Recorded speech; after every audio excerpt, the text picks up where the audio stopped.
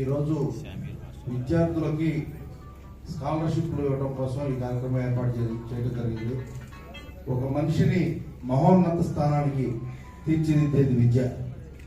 అటువంటి విద్యలో తోడ్పడేందుకు పేద విద్యార్థులకి స్కాలర్షిప్లు ఇవ్వడం కోసం మంచి ఆలోచనతో ఈ అమరావతి ఫౌండేషన్ కానీ లేకపోతే కొండవీటి నరసింహరావు గారు కానీ ఒక మంచి ఆలోచన చేశారు. ఆయన ఆలోచన ఎంతో మందికి స్ఫూర్తిదాయకంగా ఉండాలని, ఇక్కడ వచ్చిన వారికి కూడా ఆ స్ఫూర్తిని నింపాలని కోరుకుంటున్నాను. నేను దాదాపు చిన్నప్పటి నుంచి నరసింహరావు గారు నాకు పెద్దనాన్న అవుతారు, వారిని చిన్నప్పటి నుంచి చూస్తూ పెరిగాను. ఎప్పుడూ కూడా సామాజిక బాధ్యత అనేది ఆయన ఎప్పుడూ పాటిస్తుంటాడు.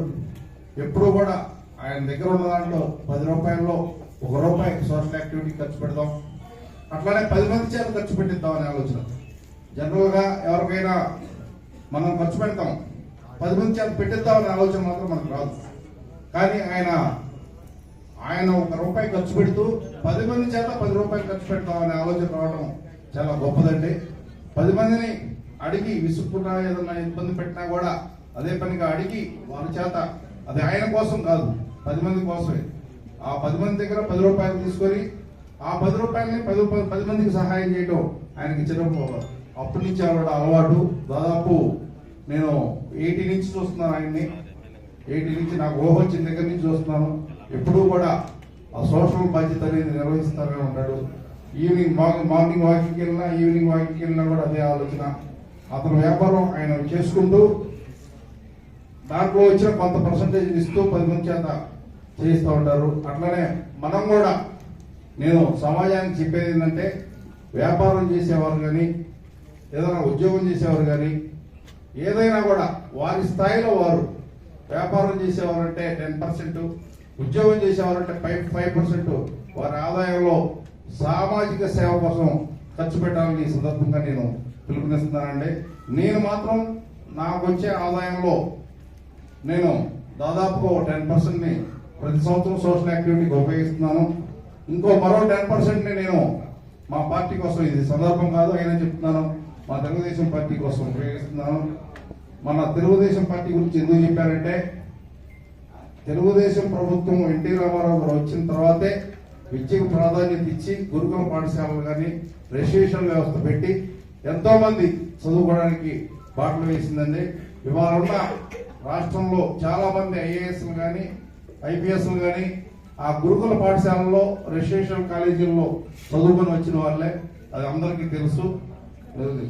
ఉదాహరణకి ఇక్కడ తాడికొండ రెసిడెన్షియల్ కాలేజీలో చదివిన వాళ్ళు కానీ, అట్లానే చుట్టుపక్కల రెసిడెన్షియల్ కావూరి రెసిడెన్షియల్ కాలేజీలో చదివిన వాళ్ళు కానీ చాలా మంది ఐఏఎస్లుగా ఎమ్మెల్యేలుగా తీర్చిదిద్దపడ్డారు.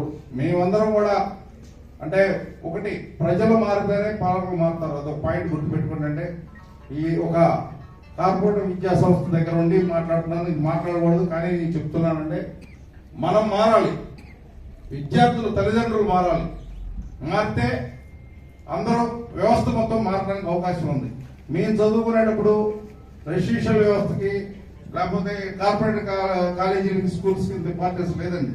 మేమందరం మామూలు సాధారణ జడ్పీ స్కూల్స్లో, మిషనరీ స్కూల్స్లో చదువుకొని డెవలప్ అయి ఉన్నాం.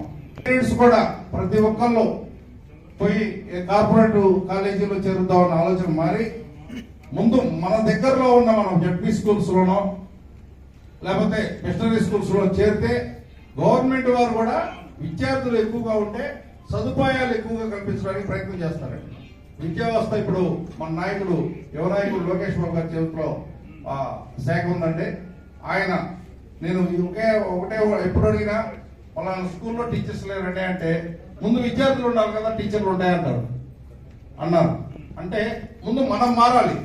ముందు మనం విద్యార్థుల్ని చేరిస్తే స్కూల్స్లో ప్రభుత్వం వారు ఆ స్కూల్స్కి కావాల్సిన మౌలిక సదుపాయాలు ఏర్పాటు చేయడం కోసం టీచర్ల గురించి కానీ లేకపోతే ఏదైనా గ్రౌండ్ గురించి కానీ ఏదైనా ఏర్పాటు చేయడానికి ఆలోచిస్తారు. అందువల్ల ప్రతి ఒక్కరు ముందు బేసిక్గా గ్రామ స్థాయిలో కానీ పట్టణ స్థాయిలో కానీ ముందు స్కూల్స్లో, గవర్నమెంట్ స్కూల్స్లోనో జడ్పీ స్కూల్స్లోనో పిల్లల్ని చదివటం అలవాటు చేసుకోవాలని ఈ సందర్భంగా నేను తెలియజేస్తున్నానండి.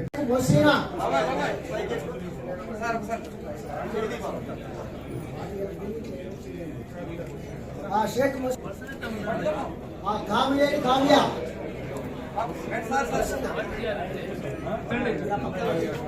పుట్టి యోగ హర్షిత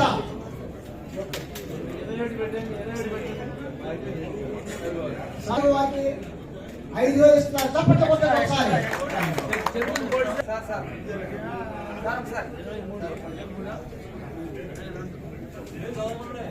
షేక్ ఖైరున్నీసా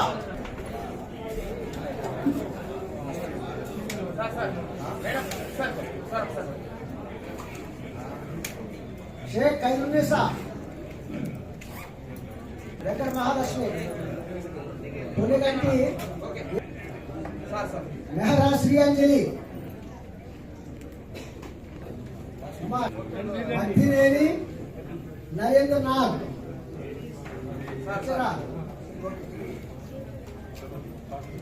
కాసుల స్వాతి